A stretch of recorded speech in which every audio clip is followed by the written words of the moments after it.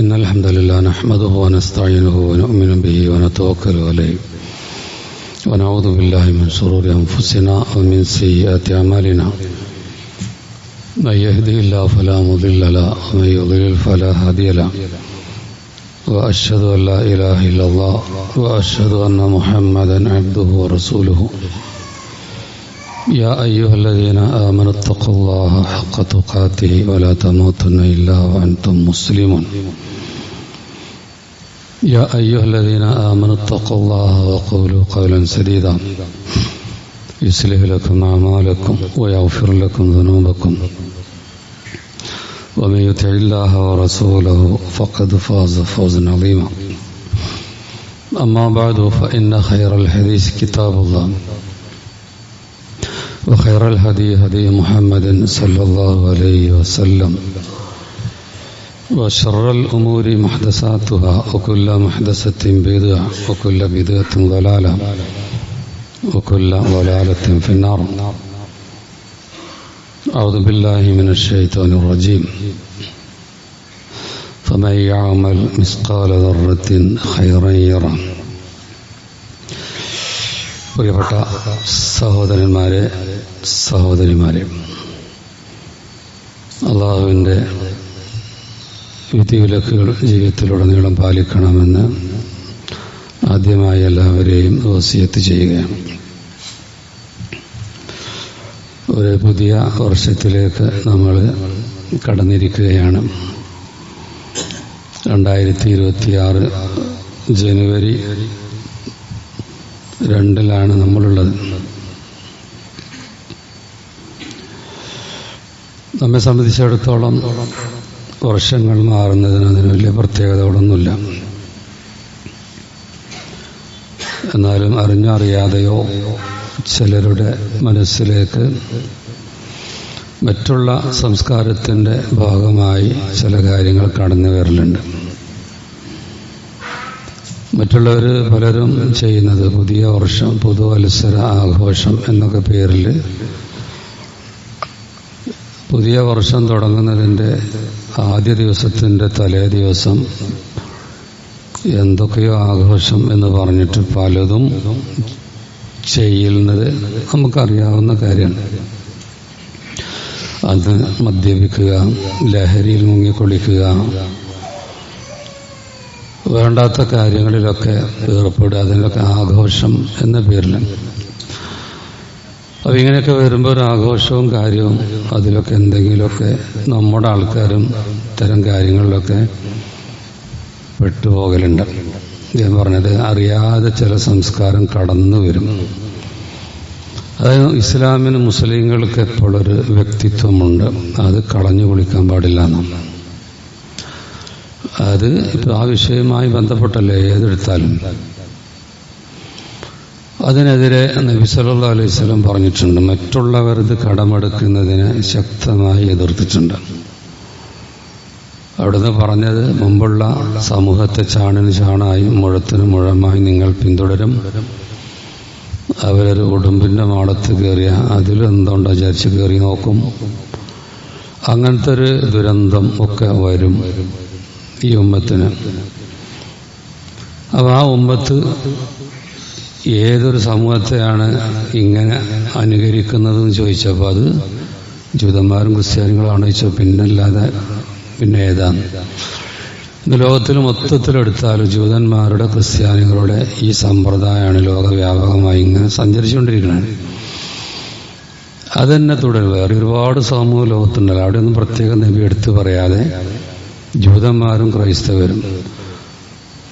അപ്പം അതൊക്കെ ഇങ്ങനെ മുൻകൂട്ടി പ്രവചിക്കുമ്പോൾ അതിൽ നബിയുടെ അനുഭവത്തിൻ്റെ ഒരു തെളിവും കൂടി ഉണ്ട്. അത് ഇന്നും അങ്ങനെ തന്നെയാണ്. ജൂതന്മാരുടെ ക്രിസ്ത്യാനികളുടെ ആചാരം തന്നെയാണ് ലോകത്തിങ്ങനെ പരത്താൻ വേണ്ടി ശ്രമിക്കണം. വൈകിട്ട് 1-2 ഉദാഹരണം പറയാം. ഒന്ന്, അവരുടെ സമ്പ്രദായം ഇതിലേക്ക് കടന്നു വന്നതാണ് അലോലു, അതിര് കവിയൽ എന്ന് പറയണം. അപ്പോൾ ക്രൈസ്തവരെന്ത് ചെയ്തു? ഈസാ നബിനെ അള്ളാഹുവിൻ്റെ മകനാക്കി മാറ്റി. എന്നിട്ട് അദ്ദേഹം ജനിച്ചത് ക്രിസ്മസ് അല്ലെങ്കിൽ യേശു ക്രിസ്തു ജനിക്കുന്നത് ഡിസംബർ 25 എന്നൊക്കെ പറഞ്ഞു. കൃത്യമായ രേഖലരുമായ രൂപത്തിൽ പറയുന്നു. പിന്നെ അവിടുന്ന് അങ്ങോട്ട് ആഘോഷമാണ്. അപ്പം ഇതൊക്കെയാണ് നമ്മളറിയാതെ നമ്മളിങ്ങനെ ഏറ്റെടുത്ത് കൊണ്ടെടുക്കണേ. ഒന്ന് ആദർശത്തിൽ തന്നെ ഭയങ്കര അതിര് കവിച്ചലാണ്. അള്ളാഹിന്റെ സൃഷ്ടിനെ അള്ളാഹിന്റെ സ്ഥാനത്തേക്ക് ഉയർത്തുകയാണ്. വ്യക്തികളെ അമിതമായി അവർക്ക് ദിവ്യത്വം കൊടുക്കുന്നതിലേക്ക് വരെ കൊണ്ടുപോവുക. അപ്പം ഇത് ഈ ഉമ്മത്തിൽ വന്നിട്ടുണ്ടോ ചോദിച്ചാൽ വന്നിട്ടുണ്ട്. ഈ ഉമ്മത്തിലുണ്ടത് ഖുലൂബിലെ അതെന്ത് ചെയ്യും?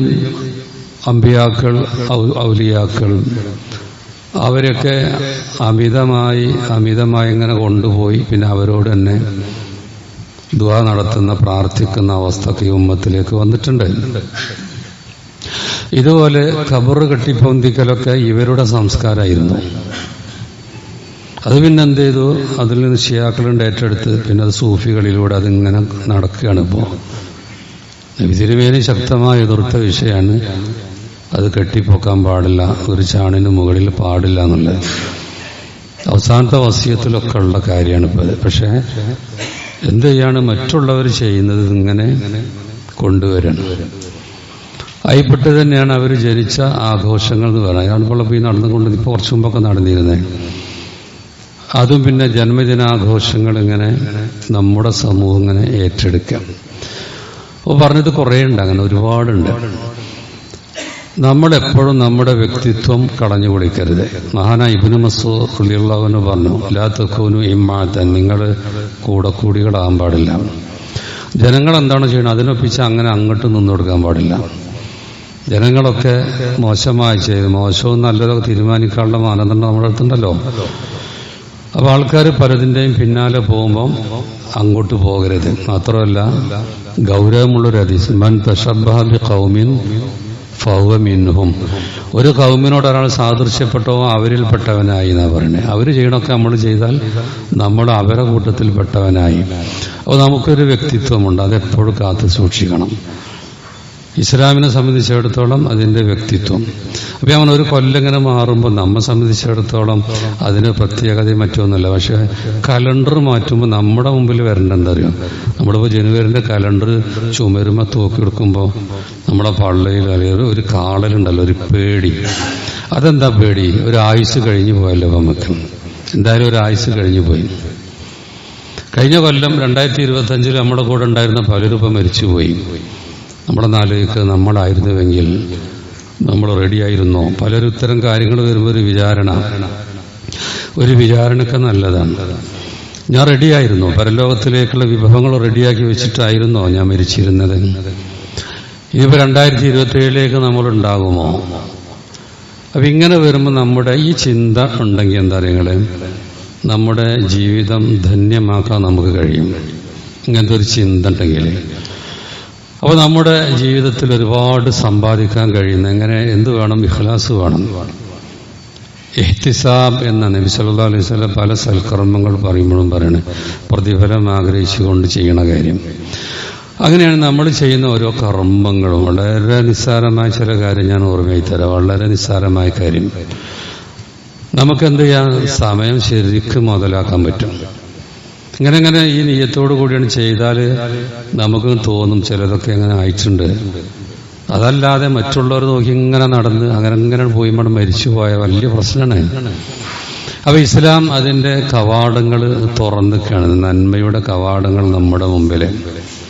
ഇപ്പൊ നിങ്ങൾ നോക്കി, നബി സല്ലല്ലാഹു അലൈഹി വസല്ലം ഒരിക്കൽ പറഞ്ഞു, കുല്ലു മഅറൂഫിൻ സദഖ, എല്ലാ നന്മയും ദാനമാണ്. ദാനത്തിന്റെ കൂലി പ്രത്യേകം പറയാതെ തന്നെ നമുക്കറിയും. അത് 700 ഇരട്ടിയിലേറെ കൂടുമെന്ന് പറഞ്ഞിട്ടുണ്ട്. ദാനം ചെയ്ത ആളെ പിന്നെയും തരുമെന്ന് പറഞ്ഞിട്ടുണ്ട്. അത് പാപങ്ങൾക്കുള്ള പരിഹാരമാണ് പറഞ്ഞിട്ടുണ്ട്. അത് തുതുഫിയോ വളബറ, അള്ളാന്റെ കോപത്തെ ശമിപ്പിക്കും, കെടുത്തിക്കളയും എന്നൊക്കെ പറഞ്ഞിട്ടുണ്ടല്ലോ. അങ്ങനെ എന്തെല്ലാം ഉണ്ട് ദാനത്തെ പറ്റി. അപ്പൊ എന്താ ദാനം? നമ്മുടെ മനസ്സിലെന്താ? എന്തെങ്കിലും സമ്പത്ത് അല്ലെങ്കിൽ ഭക്ഷണ വസ്തുക്കള്, വസ്ത്രങ്ങളൊക്കെ മറ്റുള്ളവർ കൊടുക്കുക, ഇതല്ലേ ദാനം പറയണേ. എന്നാൽ ഇസ്ലാം പറഞ്ഞ അത് മാത്രമൊന്നുമല്ല ദാനം. 5 പൈസക്ക് വകല്ലാത്തതിനും വലിയ ദാനശീലനാകാൻ കഴിയും. എന്താ? ഒരു നല്ലൊരു ഉദ്ദേശം ഉണ്ടായാൽ മതി. അപ്പൊ കേട്ടോളി, നബി സല്ലല്ലാഹു അലൈഹി വസല്ലം പറയണം, എന്താണത്? തബസ്സുമുക, നിന്റെ പുഞ്ചിരി, ഫി വജ്ഹി അഖീക, നിന്റെ സഹോദരനോട് നീ പുഞ്ചിരിച്ചാൽ അതിലൊക്കെ സ്വതക്കത്ത്, അത് നിന്റെ ദാനമാണ്. അപ്പം പണം കൊടുക്കലും അതിൽ മാത്രം നിർത്തുന്നില്ല, ദാനത്തിന്റെ വാതില് വളരെ വിശാലാണ്. അപ്പൊ എന്താ പുഞ്ചിരിക്കുക, എല്ലാവരും ചെയ്യണല്ലോ. പക്ഷെ ഈ ഒരു ഇഹ്തിസാബ് ഉണ്ടാകലുണ്ടോന്നാ നോക്കണ്ടേ. നമ്മളെ കൂട്ടുകാരനെ കാണുമ്പോൾ ഒന്ന് പുഞ്ചിരിക്കും, പക്ഷെ അത് അള്ളാന്റെ അടുത്ത് ഇഷ്ടപ്പെട്ട ഒരു കാര്യമാണ്, അതിന് കൂലി വേണം എന്ന നിലക്ക് ആവലുണ്ട്, അതാവണം. അപ്പം നമുക്ക് ജീവിതം ധന്യമാക്കാൻ പറ്റും. നിങ്ങൾ നോക്കി, അംറുക ബിൽ മഅറൂഫ് സ്വദഖത്തുൻ, നീ ഒരു നല്ലൊരു കാര്യം ഒരാളോട് കൽപ്പിക്കുക, അത് ദാനമാണ്. അപ്പൊ അതിന് പൈസ വേണ്ടല്ലോ, അതിന് വസ്ത്രം വേണ്ട. എന്ത് ചെയ്യണ്? ഒരു നല്ല കാര്യം കൽപ്പിക്കുക. ഉപനഹിയുക അൻ മുൻകർ, ഒരു തിന്മ വിരോധിക്കുക. അതെവിടെയാണെങ്കിൽ നമ്മുടെ കുടുംബത്തിലാണ്, അവിടെയൊക്കെ നമ്മൾ ചെയ്യുമല്ലോ, നല്ല പറയും, ചീത്ത വിരോധിക്കും. ഇതൊക്കെ ചെയ്യുമ്പോൾ നേരത്തെ പറഞ്ഞ ഇഹ്തിസാബ്, ആ നിയ്യത്ത്, കാരണം അള്ളാഹ് പറഞ്ഞു അത് ദാനമായിട്ട് സ്വീകരിക്കപ്പെടുന്നതാണ്. അപ്പൊ ദാനത്തിന് സമാനമായ കുറെ കാര്യങ്ങൾ. പിന്നെന്താ പറഞ്ഞത് ആ ഹദീസിന്റെ ബാക്കി? വഇർഷാദുക റജുൽ ഫി അർളിൽ ളലാൽ, ഒരു വഴി പഴിച്ചു നിൽക്കുകയാണ് ഒരാള്, വഴി അറിയില്ല. അപ്പൊ നമ്മളോട് ചോദിച്ചു അങ്ങോട്ടുള്ള വഴി എവിടെയാ? ആരും കാണിച്ചു കൊടുക്കും, ഏത് മോശപ്പെട്ടവനും കാണിച്ചു കൊടുക്കും വഴി. എന്റെ സ്ഥലത്തേക്കുള്ള വഴി എങ്ങനെയാ? വഴി തിരിയുന്നൊരു സ്ഥലത്തെത്തി അങ്ങോട്ടാണോ അങ്ങോട്ടോ അറിയില്ലെങ്കിൽ സത്യവിശ്വാസിന്റെ മനസ്സിലപ്പോ വരുന്നത് നബി പറഞ്ഞാണ്, ഒരാൾക്ക് വഴി പറഞ്ഞു കൊടുത്താൽ അത് സ്വതക്കയാണ്, ദാനമാണ് എന്നാണ് നബി സല്ലല്ലാഹു അലൈഹി വസല്ലം പറഞ്ഞത്. പിന്നെ വൈമാത്തുക്കൽ അതാ അനി തരീഖി സ്വതക്കത്തുൻ, പിന്നെയോ വഴിയിൽ നിന്ന് ഉപദ്രവം നീക്കുക. അതെന്ത് ഉപദ്രവമാണെങ്കിലും ശരി, അവിടെ ഒരു കല്ലോ അവിടെ ഒരു മുള്ളോ അല്ലെങ്കിലും അല്ല, പിന്നെ തെങ്ങുമ്പെന്ന് വല്ല മട്ടൊരു വീഴേ വലിയ പ്രശ്നങ്ങളും ഉണ്ടാവില്ലേ, അതൊക്കെ തട്ടിയാൽ മതി, വാഹനത്തിന് പ്രശ്നമാവും. അത് മനസ്സിലാക്കിയിട്ട് ഈ ഒരു ഉപകാരം ചെയ്യാന്ന് പറഞ്ഞ സ്വതക്കയാണ് എന്ന നിയ്യത്തോടു കൂടി ചെയ്താലോ നമ്മൾ ദാനം ചെയ്തതായിട്ടാണ് അത് പരിഗണിക്കപ്പെടുക എന്നാ നബി സല്ലല്ലാഹു അലൈഹി വസല്ലം പറഞ്ഞു. പിന്നെ വൽ കലിമത്തു ത്വയ്യിബ സ്വതക്ക, നല്ല വാക്ക്. നല്ല വാക്ക് പറയാന്നുള്ള എന്താണ്? ദാനമാണ്. നല്ല വാക്ക്, ആ നല്ല വാക്കിൽ പലതും ഉൾപ്പെടുമല്ലോ. നല്ല വാക്കിൽ നല്ല കാര്യങ്ങൾ നമ്മൾ പറയാം, മോശപ്പെട്ടത് പറയാതിരിക്കുക. നമ്മളെന്താ നല്ല ഒരു നിർദ്ദേശം കൊടുക്കുകയോ അല്ലെങ്കിൽ നല്ല വാക്കാണ്. ഇപ്പൊ ഖുർആന്റെ ഒരു ആയത്ത് നല്ല വാക്കാണ്. അല്ലെങ്കിൽ തസ്ബീഹ് നടത്തുക, നമ്മൾ സുബ്ഹാനല്ലാഹ്, അത് നബി പ്രത്യേകം പറഞ്ഞതാണ്. എന്താ റസൂൽ തിരുമേനി പറഞ്ഞത്? ഇന്ന ബികുല്ലി തസ്ബീഹത്തി സ്വതക്ക, എല്ലാ സുബ്ഹാനല്ലാഹും സ്വതക്കയാണ്. അപ്പൊ സുബ്ഹാനല്ലാഹ് നമുക്ക് പറയാലോ. ഒരു സ്ത്രീയോട്, വയസ്സായ സ്ത്രീയോട് നബി പറഞ്ഞെന്താ, എനിക്ക് ഇരുന്ന് ചെയ്യാൻ പറ്റുന്ന ഒരു സൽക്കർമ്മം പറഞ്ഞു തീർന്നപ്പോ നബി പറഞ്ഞിട്ട് ഒരു കാര്യം ചെയ്തോ, 100 വട്ടം സുബ്ഹാനല്ലാഹ് പറഞ്ഞോ, 100 വട്ടം അൽഹംദുലില്ലാഹ്, 100 വട്ടം അല്ലാഹു അക്ബർ, 100 വട്ടം ലാ ഇലാഹ ഇല്ലല്ലാഹ്, ഓരോന്നും 100 ഇരട്ടി കൂലി വെച്ച് കണ്ടാണ് പറഞ്ഞു കൊടുക്കണത്. അപ്പൊ ഇവിടെ പറയും ഓരോ സുബ്ഹാനല്ലാഹും ദാനമാണ്. വകുല്ലു തഹ്മീദത്തിൻ, ഓരോ അൽഹംദുലില്ലാഹും ദാനമാണ്. വകുല്ലു തഹ്ലീലത്തിൻ സ്വതക്ക, ഓരോ ലാ ഇലാഹ ഇല്ലല്ലാഹും ദാനമാണ്. അപ്പൊ സുബ്ഹാനല്ലാഹ്, അൽഹംദുലില്ലാഹ്, ലാ ഇലാഹ ഇല്ലല്ലാഹ്, അല്ലാഹു അക്ബർ, ഇങ്ങനെ തുടങ്ങുന്നതൊക്കെ ദാനമാണ് എന്നാണ് ഇവിടെ നബി സല്ലല്ലാഹു അലൈഹി വസല്ലം പറയുന്നത്. പിന്നെ ഒരിക്കൽ പറഞ്ഞെന്താ, നമ്മുടെ ശരീരത്തിലെ സന്ധികൾ ഇതിനൊക്കെ ദാനം ചെയ്യണം. ഇപ്പൊ അതൊക്കെ നമ്മൾ കേട്ടതാണ്, ഞാൻ സാന്ദർഭികമായിട്ട് ഓർമ്മിപ്പിക്കുന്നേ ഉള്ളൂ. എന്താ നമ്മുടെ സന്ധികൾ പ്രവർത്തിക്കാൻ പ്രശ്നമല്ലേ, ഓരോന്നും മടങ്ങുന്നിടത്ത് മടങ്ങുന്നില്ല. അപ്പൊ അതൊരു 300-ലേറെ 360ഓളമൊക്കെ സന്ധികൾ ഒരു ശരീരത്തിൽ ഉണ്ടാവും. അപ്പൊ ഏതായാലും ശരി, അതിനെപ്പറ്റി നബി സല്ലല്ലാഹു അലൈഹി വസല്ലം അതിനൊക്കെ നമ്മൾ ദാനം ചെയ്യണം. അപ്പൊ എന്താ പറഞ്ഞ്, അതിനൊക്കെ ദാനം 2 റക്അത്ത് ഉപവാസ്കരിച്ചാൽ അപ്പൊ ഈ പറഞ്ഞ 300-ലേറെ സന്ധികൾക്കുള്ള ദാനമായി മാറാൻ നമ്മൾ ചെയ്യുന്ന ഒരു സൽക്കർമ്മം. അപ്പൊ ഒരു സുന്നത്തിന്റെ കാര്യം അപ്പൊ പറയണേ. അപ്പൊ നമ്മൾ ഫർദായ കാര്യങ്ങളൊക്കെ ചെയ്യുമ്പോൾ എത്ര പ്രധാനപ്പെട്ടതാണ്. ഇങ്ങനെ നിർത്തി നോക്കിയാൽ ഓരോ വിഷയങ്ങളുണ്ട്. ഇനി ഇതിനേക്കാളും അത്ഭുതകരമായ മറ്റൊരു കാര്യം എന്താണെന്നറിയാം, നമ്മൾ കുടുംബത്തിന്, നമ്മുടെ വിവാഹം ചെയ്തു, നമുക്ക് മക്കളായി, അതുപോലെ നമ്മുടെ ഭാര്യ, ഇവർക്കൊക്കെ നമ്മൾ ചെലവിന് കൊടുക്കും. കുട്ടികളെ ഭക്ഷണം, വസ്ത്രത്തൊക്കെ നമ്മൾ തന്നെയല്ല നോക്കുന്നത്. പക്ഷെ ഇതൊക്കെ സ്വതക്കയായിട്ടാ കൂട്ടുകയാണ്. അതിന്റെ കുട്ടിയൊക്കെ ഞാൻ നോക്കണത് എന്താ എന്നും ചിന്തിക്കണ്ട, അതൊക്കെ ദാനമാണ് എന്നാണ് ഇവിടെ നബി സല്ലല്ലാഹു അലൈഹി വസല്ലം പറഞ്ഞു.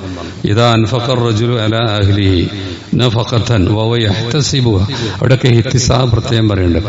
തന്റെ കുടുംബത്തിന് ഒരു മനുഷ്യൻ ചെലവഴിച്ചു, അതുകൊണ്ട് അവൻ പ്രതിഫലം ആഗ്രഹിക്കുന്നുണ്ടെങ്കിൽ കാനത്തു ലഹു സ്വദഖത്തുൻ, അത് അവന് സ്വതക്കയാണ്. ആ നിയ്യത്തുണ്ട്. ഇപ്പോഴൊക്കെ നമ്മൾ സ്വതക്ക ചെയ്തിട്ടായിരിക്കും വന്നുണ്ടാകുക. ഇപ്പം ഇന്ന് വെള്ളിയാഴ്ചയാണ്. നമുക്ക് വലിയ പെരുന്നാളും ചെറിയ പെരുന്നാളും കഴിഞ്ഞാൽ ഒരാഴ്ചയിലും കൂടുന്നൊരു ആഘോഷം എന്നൊക്കെ പറയാവുന്നതാണ് വെള്ളിയാഴ്ച. അന്ന് ചിലപ്പോൾ നമ്മൾ സ്പെഷ്യൽ ഭക്ഷണം മറ്റൊക്കെ ഉണ്ടാകാം, വീട്ടിൽ വല്ലതും വാങ്ങിക്കൊടുത്തിട്ടൊക്കെ ഉണ്ടാവും. ഇതൊക്കെ നമ്മൾ എന്ത് ചെയ്യാൻ നിയ്യത്ത് വെക്കുക. ഏതാണെങ്കിലും വീട്ടുകാർക്ക് എന്ത് കൊടുക്കുന്നതും അതൊക്കെ സ്വതക്കയായിട്ടാണ് ഇവിടെ പരിഗണിക്കപ്പെടുന്നത്. മാത്രമല്ല നബി സല്ലല്ലാഹു അലൈഹി വസല്ലം പറഞ്ഞു, നമ്മളൊക്കെ പലപ്പോഴും പുറത്തേക്ക് വല്ലതും കൊടുക്കുന്നത് അത് മാത്രമാണ് സ്വതക്ക എന്ന് പറയില്ല. അതൊക്കെ സ്വതക്കയാണ്, അതിനേക്കാൾ പ്രധാനമാണ്. അഫ്ദലു ദീനാർ യുൻഫിഖു റജുൽ ദീനാറുൻ യുൻഫിഖു അലാ അഹ്ലിഹി. ഇമാം മുസ്ലിം റിപ്പോർട്ട് ചെയ്തൊരു ഹദീസാ. ഒരു മനുഷ്യൻ ചെലവഴിക്കുന്ന ഏറ്റവും ശ്രേഷ്ഠമായ ദീനാർ അവന്റെ കുടുംബത്തിന് വേണ്ടി അവൻ ചെലവഴിക്കുന്നതാണ്. ഇതൊന്നും ദൂരത്തിനെ പറ്റിയല്ല പറയണേ, ആവശ്യത്തിന് കൊടുക്കണമൊക്കെ. ഇസ്ലാം ഇത്ര കാരുണ്യമുള്ള ദീനാണ്.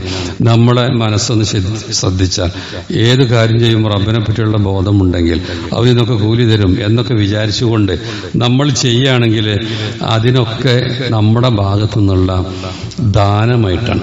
ഇനി മറ്റൊരു കാര്യം, ഇത് സഹാബികൾക്ക് പോലും അത്ഭുതം ഉണ്ടായ കാര്യം, അതും ദാനാണോ ചോദിച്ചൊരു വിഷയമാണ്. എന്താണെന്നറിയാം, നബി പറയണേ ഫീ ബുളൂഇ അഹദിക്കും സദഖ.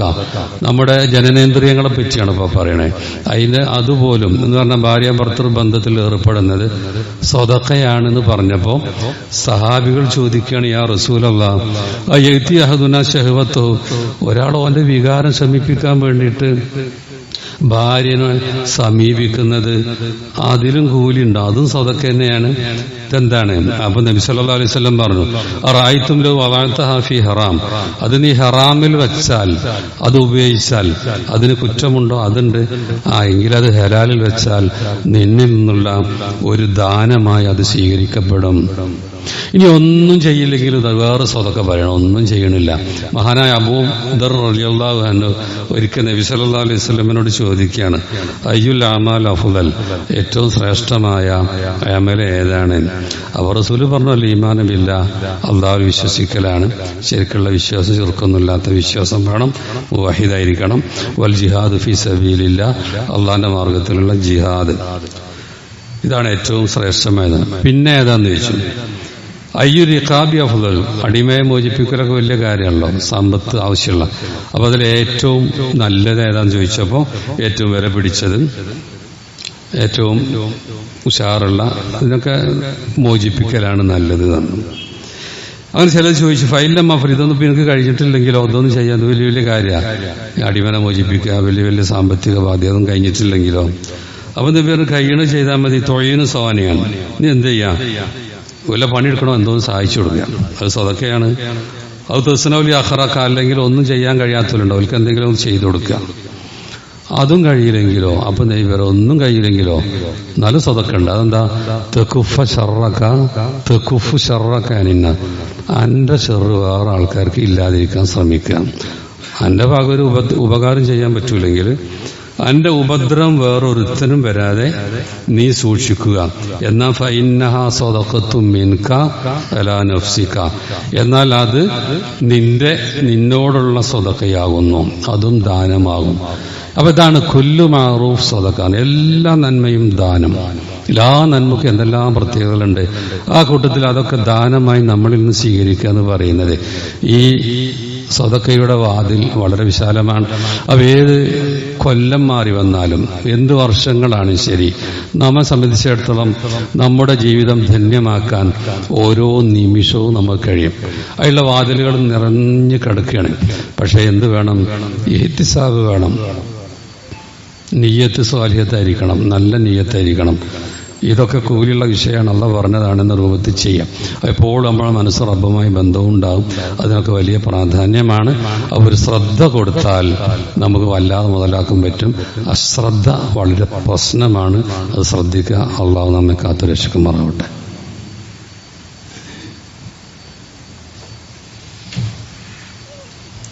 അൽഹംദുലില്ലാഹി വസ്സലാത്തു വസ്സലാമു അലാ റസൂലില്ലാഹി വഅലാ ആലിഹി വസ്സഹ്ബിഹി അജ്മഈൻ. അമ്മാ ബഅദ്. പ്രിയപ്പെട്ട സഹോദരന്മാരെ, സഹോദരിമാരെ, അള്ളാഹുവിൻ്റെ വിധിവിലക്കുകൾ ജീവിതത്തിലുടനീളം പാലിക്കണമെന്നൊരിക്കൽ കൂടി എല്ലാവരെയും വസിയത്ത് ചെയ്യാൻ. മഹാനായ അബൂ ദർ റളിയല്ലാഹു അൻഹു നബിയോട് ചോദിച്ച ചോദ്യത്തിന് അവിടുത്തെ മറുപടിയാണ് പറഞ്ഞത്. അതിലിപ്പോൾ ഒന്നും ചെയ്തിട്ടില്ല, അയാളൊന്നും ചെയ്യില്ല, അയാൾ എന്ത് ചെയ്യുള്ളൂ? തൻ്റെ ഉപദ്രവം ഒരാൾക്കും വേണ്ട എന്ന് നിൽക്കുള്ളൂ, അതും ദാനമായിട്ടാണ് കൂട്ടണം. ഇതിൻ്റെ എതിരാണ് നമ്മൾ ശ്രദ്ധിക്കേണ്ടത്. ഇപ്പം ഈ പറഞ്ഞ നേരത്തൊന്നും ഇല്ലെങ്കിലും പിന്നെ നമ്മുടെ ചെറു വേറെ ആൾക്കാർക്കാണ്. അതെങ്ങനെയുണ്ട് അതും ആലോചിക്കേണ്ട വിഷയമാണ്. നമ്മുടെ നാവ് കൊണ്ട് മറ്റുള്ളവർക്ക് ചെറുണ്ടാവുന്നുണ്ടോ? അതായത് മീമത്ത് ഗീബത്ത് ഉപകാരമില്ലെങ്കിൽ പിന്നെ ഉപദ്രവം കൂടി വന്നാൽ എങ്ങനെ ഉണ്ടാകും? ഇതുപോലെ മറ്റുള്ളവരെ പറ്റി കള്ളം പറയാം, മറ്റുള്ളവരെ പറ്റി അപവാദം പറഞ്ഞു പരത്തുക, കള്ളസാക്ഷ്യം വഹിക്കുക, അതൊക്കെ നാവ് കൊണ്ടുള്ള ഉപദ്രവങ്ങളാണ്. മറ്റുള്ളവർക്ക് ഒരിക്കലും നമ്മുടെ ഷർറുണ്ടാവരുതെന്നാണ് നബി സല്ലല്ലാഹു അലൈഹി വസല്ലം പറഞ്ഞത്. ഇതുപോലെ നമ്മുടെ പ്രവർത്തനം കൊണ്ട് മറ്റുള്ളവരെ അടിക്കുക, അല്ലെങ്കിൽ വേറെ പോലെ അക്രമങ്ങൾ ചെയ്യുക, അല്ലെങ്കിൽ ചെയ്യിക്കുക, ഇതൊക്കെ ആ രൂപത്തിലുള്ള അക്രമങ്ങളെ ഇത് ശരീരം കൊണ്ട്. ഇതുപോലെ വേറെയുണ്ട് മാനസികമായിട്ടുള്ള പ്രയാസങ്ങൾ അങ്ങനെ ഉണ്ടാക്കുക, മറ്റുള്ള ആൾക്കാരോട് അസൂയ വെച്ച് പുലർത്തുക, വേറെയുള്ള പല വിഷയങ്ങളുണ്ടല്ലോ. അപ്പൊ നമ്മുടെ ഭാഗത്തുനിന്ന് ഒരാൾക്ക് എങ്ങനെയൊക്കെ ഒരു നിലക്കും ചെറുണ്ടാവാതെ ശ്രദ്ധിക്കാനാണ് നബി സല്ലല്ലാഹു അലൈഹി വസല്ലം പറഞ്ഞിട്ടുള്ളത്. അപ്പൊ അതിൽപ്പെട്ടൊരു ഉദാഹരണം ഇതിന് കഴിഞ്ഞ വെള്ളിയാഴ്ച ഞാൻ സൂചിപ്പിച്ച്.